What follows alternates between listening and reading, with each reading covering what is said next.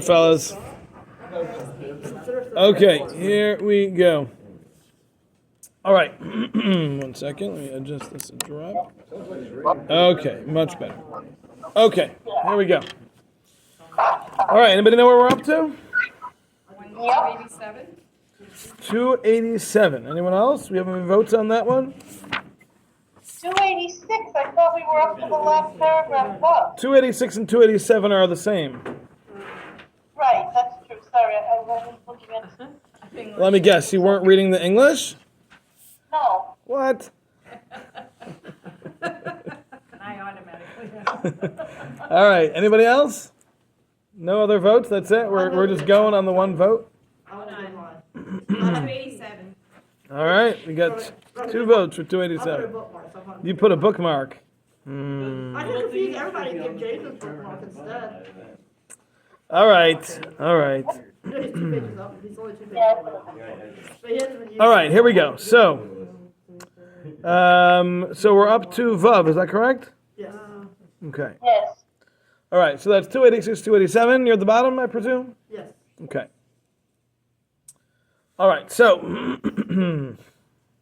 so what we have described until now has been the thinking behind and the value of Shema, the line of Shema, what it means, what it encompasses, and we talked about how all of the world is run by the different forms of Shefa that come to the world, and the global Shefa that gets the world above its baseline, which is a very low place, a very dark and not happy place, is that Shefa that comes down is brought about primarily through people's commitment to Kabbalas al Malchus Shemayim, accepting Hashem's kingship.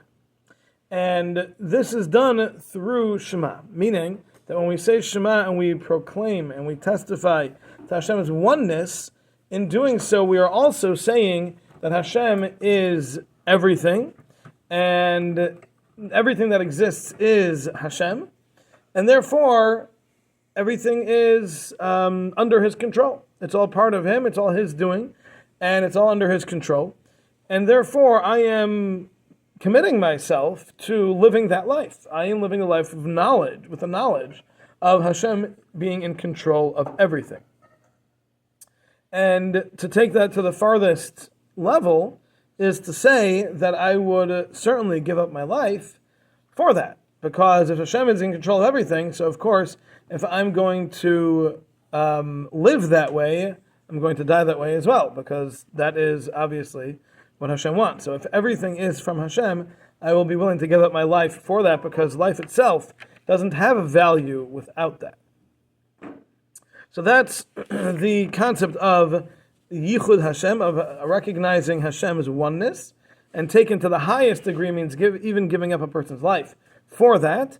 And he said when we say Shema, just committing to being willing to do that is able to accomplish the same thing, albeit in a lesser form. It's a bit of a less powerful than the Shefa that comes from someone who actually gives up their lives. But committing to that is also effective, and by people, Klal Yisrael specifically, doing this daily, or as we learned, day and night, because those are the 2 times that the world is kind of reassessed, that is able to bring the world up from its baseline through the Shefa that Shema brings about. Okay? Is this all clear? No need for revisiting? Okay. All right, so let's go now to Vav. Nimta.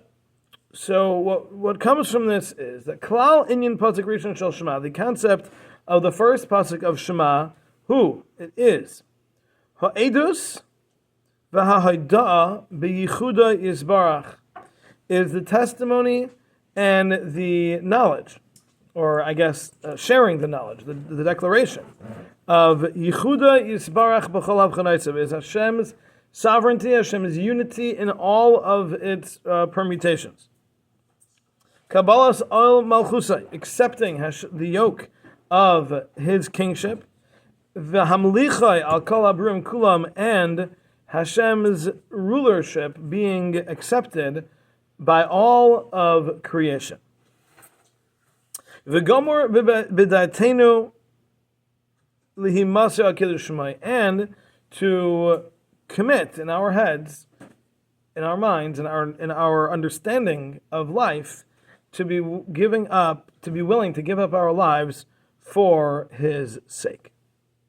Okay, so that's what Shema encapsulates in a sentence. We have these concepts. Number one, we have the testimony of Hashem's oneness. Number two, we have the acceptance of His rulership upon ourselves and upon the whole world. And number three, the taking it to the nth degree by committing to even being willing to give up one's life for that knowledge. Okay, that's Shema by itself.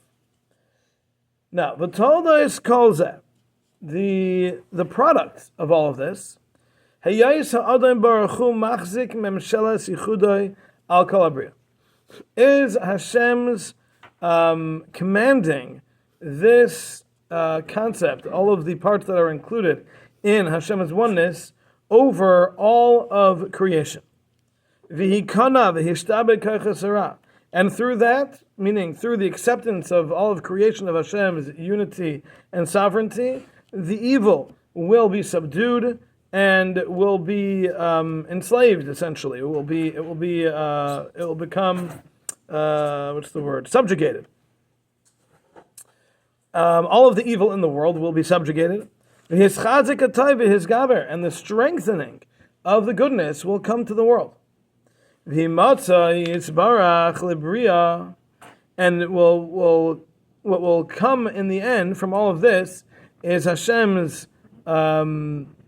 availability for the creation, that the world will rely on Hashem, and the world will reach perfection through Hashem's perfection.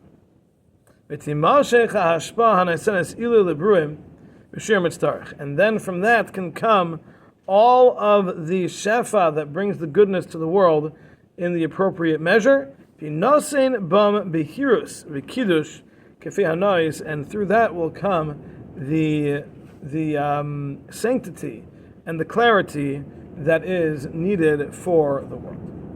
So basically, what he's saying is that when we say Shema, if the world were to finally get to that point where the world is saying Shema, then what would happen is that these hashpa'is, the shefa, that we've been describing all this time, that brings all this goodness to the world, that shefa can finally come in its full measure.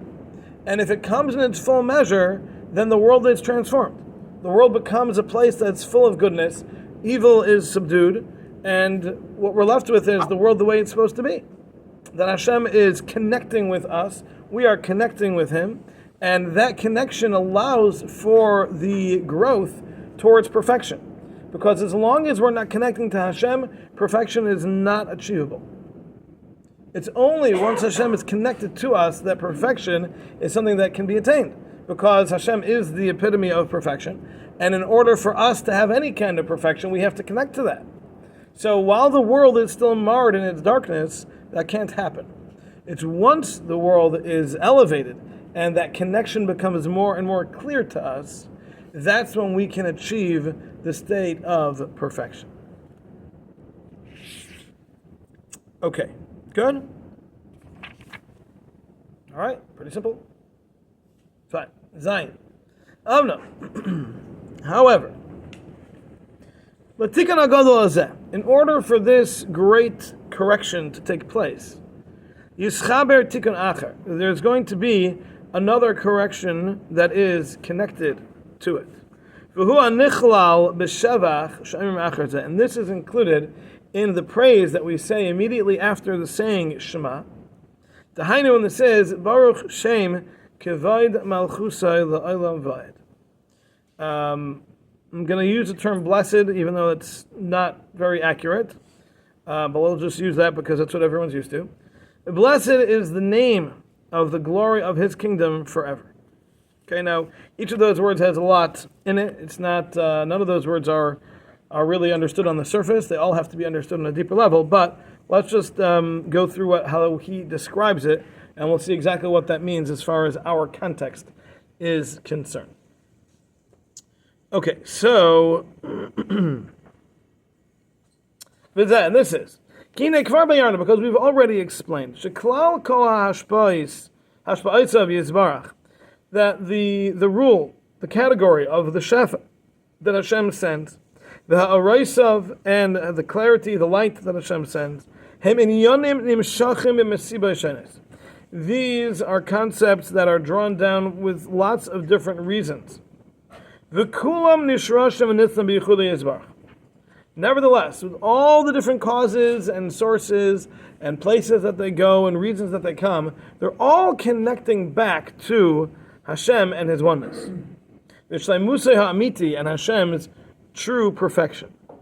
V'hinei hanivraim chaim, very good. V'hinei hanivraim misnahagim ba'gilgulim shonim. Now, the world runs with certain cycles, based on the shefa, the way it works, the way they come down, their causes, their effects. The world works with these systems that Hashem has put into place. But at the end of all of this is, it's all to get to a point where everybody and everything reaches its perfection. Because Hashem's divine wisdom has decreed that this perfection should not be reached and should not be attained by the creations, only through all of these different causes and all of the different things that we do. And after all of the different processes that are involved, that's when that can happen. Meaning, Hashem did not design the world in a way that it can just reach perfection. It's not that simple. Hashem put into the world all the different processes that need to take place in order for the world to get there. And those processes come about for all sorts of reasons on account of this thing that someone does or that thing that someone says. This shefa is brought down, that shefa is brought down, and all these different things need to happen. And it's a couple thousand years worth of things happening. It's thousands of years worth of actions and reactions and shefa and activity. All these different things all need to come together, though. They all are getting to a singular goal, and that is the perfection of all of creation. V'hinei Chaim. Since all of the action and all of the jurisdiction is to Hashem, Nisla HaKol Bai. So that means that everything that exists, everything that happens, is all from Him. Everything is dependent on Him. And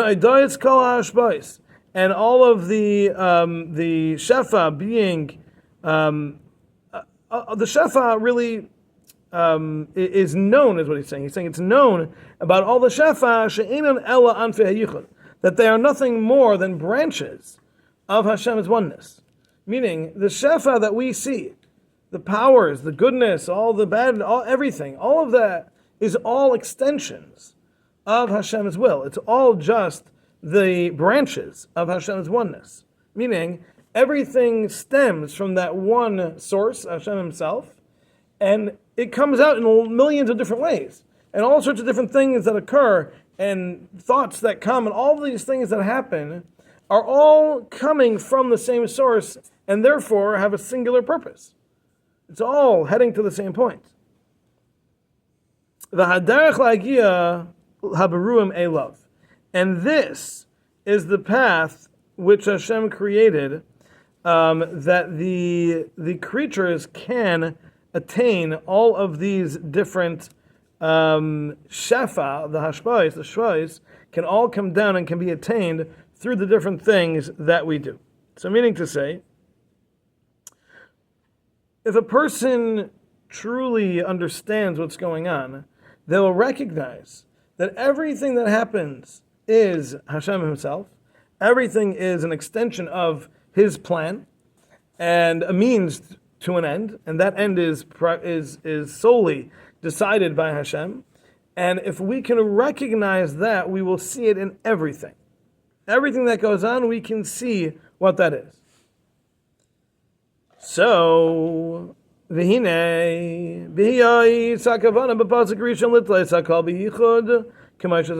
since the whole idea of the first pasuk of Shema is for us to recognize that oneness, as we've mentioned, nimtzu kol ha'ashpais nitleis bezeh. So that means that our understanding of all the shefa that comes to the world is all dependent on that one pasuk of Shema.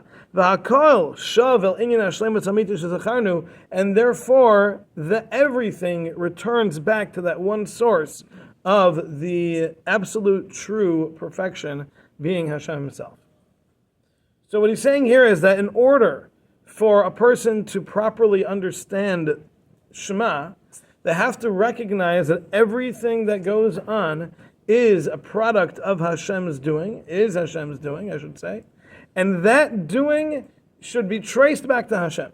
And if we can trace everything back to Hashem, then what we're saying is Hashem is one, in the truest form of one. The truest form of one is that there is nothing else. Right? If there's a one that's not a true one, then it means there's a two.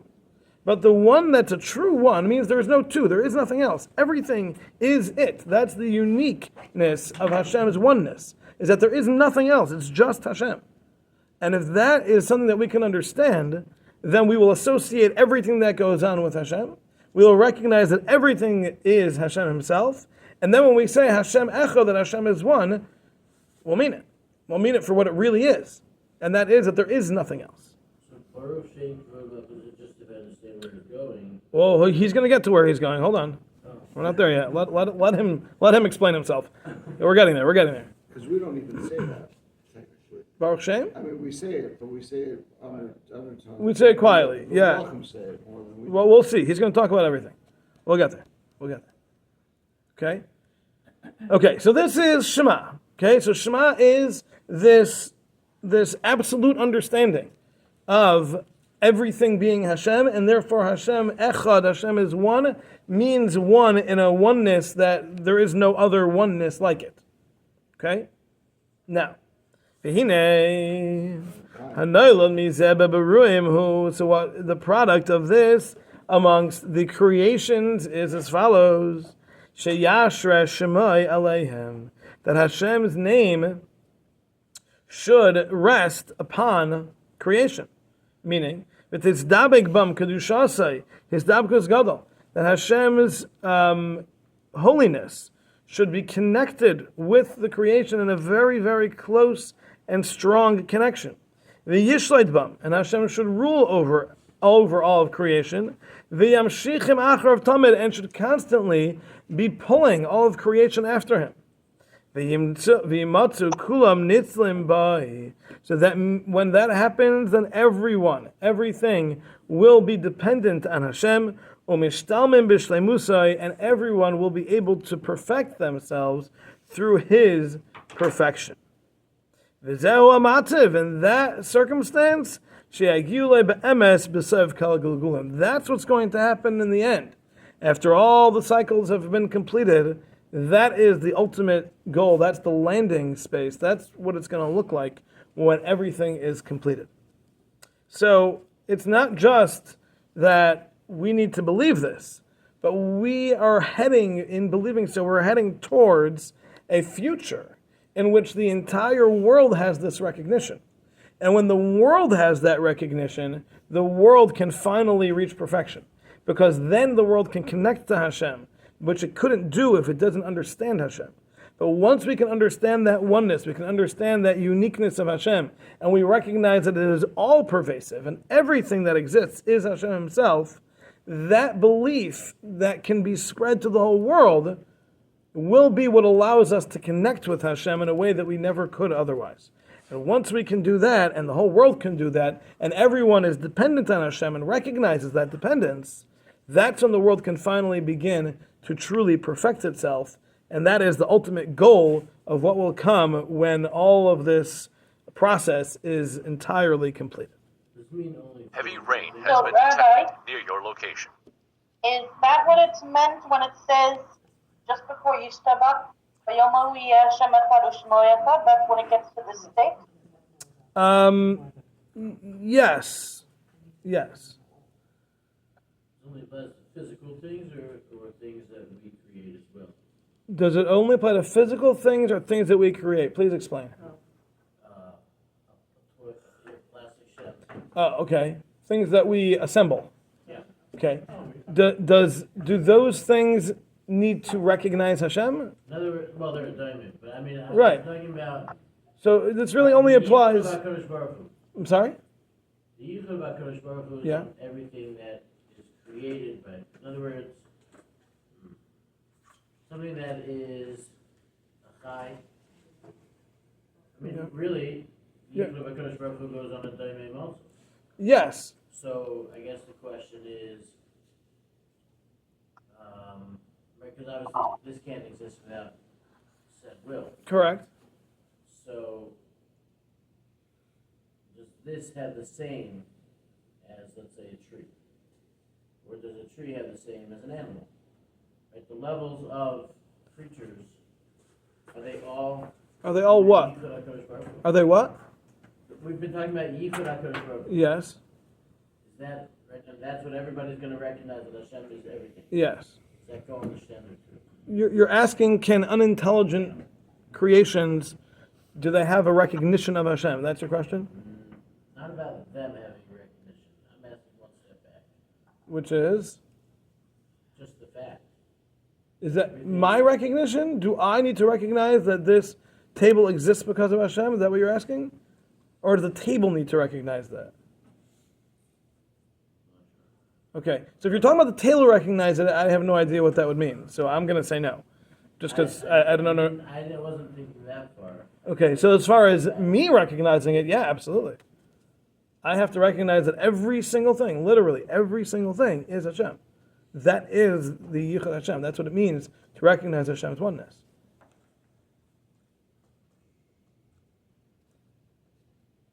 So in this case, for example, the Stender, let's say, I don't even know how it's made.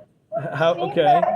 Okay, so how do I think about such? What's my attitude of Yichud Hashem towards the Stender? Yeah, I mean, I can understand wood, trees, okay. Okay. Something I have no clue where it comes from. Something you have no idea where it comes from. So what's your attitude towards it? Okay, so the concept is that everything that exists is a product of Hashem. Hashem put this into place for this, whatever reasons. Hashem has allowed for this to exist and continues constantly to allow this to exist for part of his bigger plan. And that's true of that Stender, and that's true of that leaf that fell and that raindrop that's falling. Every single thing is Hashem's doing for his plan. Now, recognizing that fully means it's entirely pervasive. It's everything. There's nothing that's an exception. So my attitude towards the tissue is, this is here as part of Hashem's plan. Hashem put this here. Now, what method did he use? What vehicle did he use to put it there? The person who brought it from the storage room into here, and then the person who got it from the manufacturer to the store, and the store to the storage room, and the person who made it, and the tree that it was planted where that came from, and it's all part of that process. And every single step of the way is Hashem's doing because he has this plan that he is making all this happen. Constantly. And that's true of everything. Yes? The Yichud Hashem is obviously, like you're saying, though there's a oneness to everything. I guess my question is more on then, why is there's a world of plurality. Everything is in differentiation. So you have animate, inanimate, darkness and light, hard, soft, this, that. And I don't. This may be just more of a philosophical question. Why was that designed so that we could have the theory of free will, so we could choose to see that Hashem is really oneness based on all this plurality, all these fragmentations of reality are really one? Or couldn't Hashem just have made the world recognizing that everything is one? There's unlikely plurality. Okay, so your question is, why did Hashem make it so hard to see? That's what you're asking? Okay, So the answer is that he didn't originally. Originally, Hashem made the world in a way that it was clear to see. And the world that Adam and Chava were created into was a world in which Hashem was very clear to see, and they did see very clearly. And yet they had a test. Well, there was light and dark. There was light and dark. Yes, there was light and dark. But just remember, in the very beginning, there wasn't even darkness for Adam. Adam never experienced darkness until after he sinned, because he was able to see clearly everything is Hashem. There was nothing else. The test that came was a very, very sublime test and very deep concepts about is it better to serve Hashem in the way that I see best because it's more difficult, or is it better to serve Hashem in the way He said, which is easier, right? Which is a very, very deep philosophical question, and because of the smallest bit of physicality of ego that was involved, the mistake was made. But once that happened, then everything changed, and Hashem said, now the world's going to shift.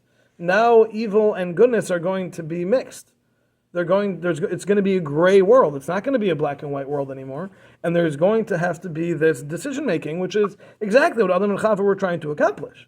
They wanted to have all that difficulty in order to prove themselves to Hashem. But because of that, the world is now in a state where it's hard to see the Yichud Hashem. It's hard to see that everything comes from Hashem, because we're in this world that Hashem is hiding Himself to a degree. There's also the Hester Panim, which is another level on top of that Hashem hides Himself from us, and then a person can be an atheist at that point. A person can not believe in any other powers and believe it's all natural. It's all just, happens on its own. But that's all products of our sin, that Hashem has now made the world into a place where it's not so clear anymore. So without any of that, it would have been the world prior to the sin. That doesn't mean that there wasn't an opportunity to make wrong decisions, because then there'd be no point in the world if there was no opportunity to make wrong decisions. The whole point of the world is to make proper decisions. But if there's no decisions to make, then we're just robots, right? So Hashem made the world in a way that there were decisions to make, and that will always be the way the world exists until we get to this point. When we get to this point, the whole world recognizes the truth, it's obvious, it's clear. At that point, decision making is over. But until then, yes, the whole purpose of creation is decision making. So there has to be a balance of some sort. There has to be a decision to be made, or else we're not growing. And that's the reason we're here. Is the Shema the tikkun for... Heavy rain has been detected near your location. Are we leaking? Is the Shema I the have to have tikkun that. for the Yidden, for the Jews? This is how we begin to, of course, obviously other mitzvahs, but the Shema being the nucleus and really the cornerstone of Yiddishkeit is, this is what holds it. This is what it is. Yeah. Shema This is why Shema is the line of the Jewish people. And This is the it. rest It's of the world- declaring Hashem's oneness. So will the rest of the world have to come to Shema? Yeah. It's exactly what we're saying here. The whole world will get to a point where it recognizes that everything is Hashem, and that's when the world will reach its perfection. And they'll say Shema Yisrael, Shema Chad. Well, they won't say Shema Yisrael because they're not Jews, but we are. They'll just say, they'll probably just say Hashem Echad when they come to that recognition. Like we say on Rosh Hashanah and Kippur, V'yeda kol pol ki ata v'alta, v'yavan kol yitzur ki ata yitzartai. Everything will recognize that Hashem is its maker. V'yomer kol asher neshama ba'ap, anything that has a neshama in it will say, by the way, anything with a neshama in it, Hashem Elokei Yisrael melech ha'malchus v'kol mashallah. Hashem, the God of the Jews, He is king and He's pervasive over everything. And that's the concept of Vayemu Yeh Hashem Echad U'Shma Echad. That in the future there will come a time where the whole world will recognize Hashem's oneness, and that is the benchmark. That's the threshold that needs to be reached in order to reach perfection, and that's something the whole world's going to have to come to. Isn't it God over everybody though, not just us? He is, but we are the ones who have accepted Him for all the millennia as our God. Everyone else never did. So they're going to say Hashem, the God of the Jews, because that's what everyone's going to know Him as. But He's Malchus B'Kol Mashallah. His kingship is the only one. It rules over the whole universe. So they will recognize that which we've been doing the whole time was what was accurate. Okay. Come on, Brad. What want to say? Chaim. I Real Southerner. I have a question, but it involves backtracking. I don't want to like. All right. And we can. 3 minutes. Well, that's what I'm saying. Like we can address it. Yes. So you talked about the word blessed is not really. Yeah, we're going to talk about that in a moment. So, Yeah, that's going to be next. Yeah, we're going to get there. We're going to talk about Baruch Shem. That's the next paragraph. That's where we're going. Okay. This is really good stuff. Can you go on another half an hour or so? To make why don't you just listen to the recording for the first half hour that you weren't here for? How about that? I mean, it's raining. Okay. No, I cannot. But thanks for the vote of confidence. I do appreciate it. I have to go take a nap. All right. So, okay. So, where are we here? Okay. So,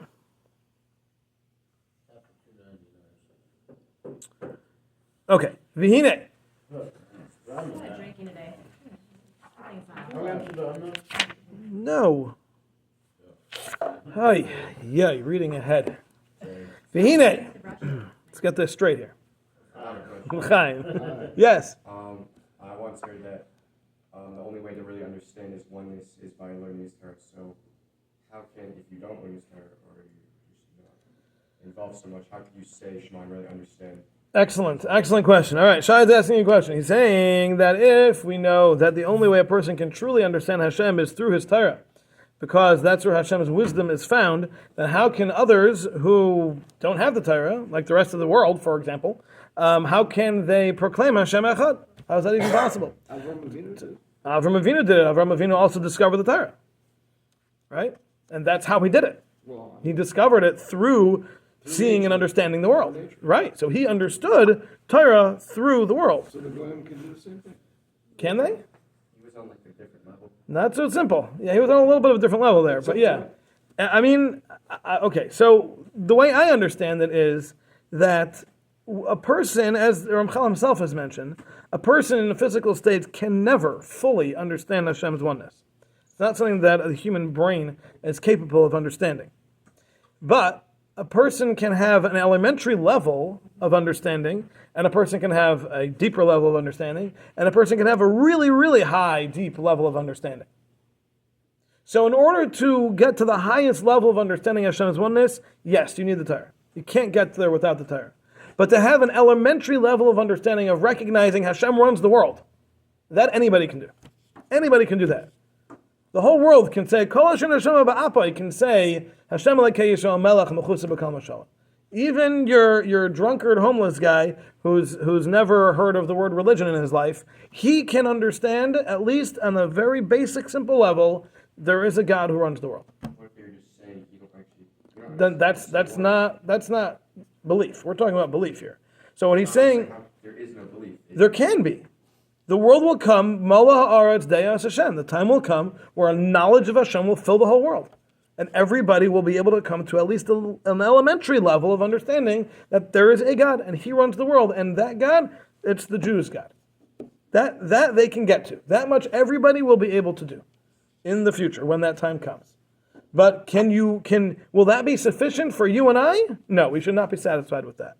You and I are pretty much born into that life, that we know that, but we have to develop it and we have to learn it, we have to understand it. That comes through Torah. That comes through Torah. So I think what you're saying is correct, but that doesn't mean that this isn't also correct. So there are both, there's lots of levels of understanding Hashem's oneness. I hope that by the time we're done with this class, everybody has a little bit of a higher level of understanding Hashem's oneness than they did before the class, right? I mean, that's what we're here for, right? We're here to understand it a little bit. So that's what I would say. Okay. Where did we almost get to here? All right, so let's try this one more time. V'hine. V'yayisam kach. When the world is like this, meaning once we get to that level, that the world has come to a recognition of Hashem, nimtza chavta yizbarach nase ukvoidem esgadol. That's the point that Hashem's desire has been fulfilled. What Hashem wanted the world for finally came to that point. It finally happened. Ukvoidem esgadol, and Hashem's glory is enhanced through that reaching that point. V'zeh ikar ha'atara shehu mis'ater beberuov v'kaviyachal misgadol bam.